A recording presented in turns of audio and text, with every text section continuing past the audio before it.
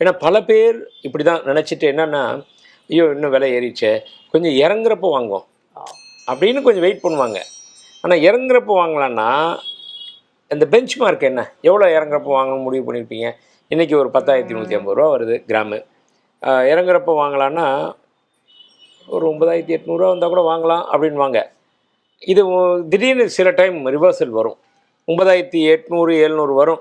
வந்தவுடனே இவங்களே என்ன நினச்சிருவாங்க, ஐயோ இதான் தெரியுமே சோஷியல் மீடியாவிலேருந்து எல்லாமே தங்கம் கிடுகிடு விலை குறைவு.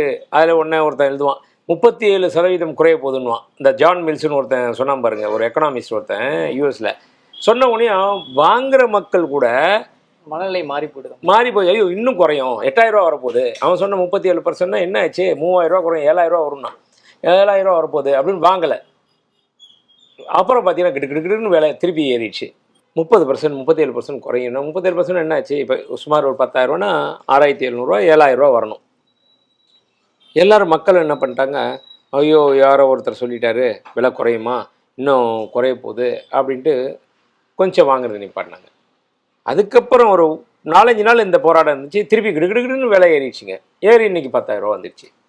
அதனால தான் சொல்ல வரேன். அதனால் எப்பயுமே ஒரு பேனிக் ஆகுறதோ இல்லை ரொம்ப குறையும்னு எதிர்பார்க்குறதோ, நம்மள்கிட்ட பணம் இருக்கா, அதுக்கு தகுந்த மாதிரி வாங்கி வச்சுக்கிறது நல்ல விஷயம் அப்படி தான் நான் எப்பயுமே சொல்லுவேன்.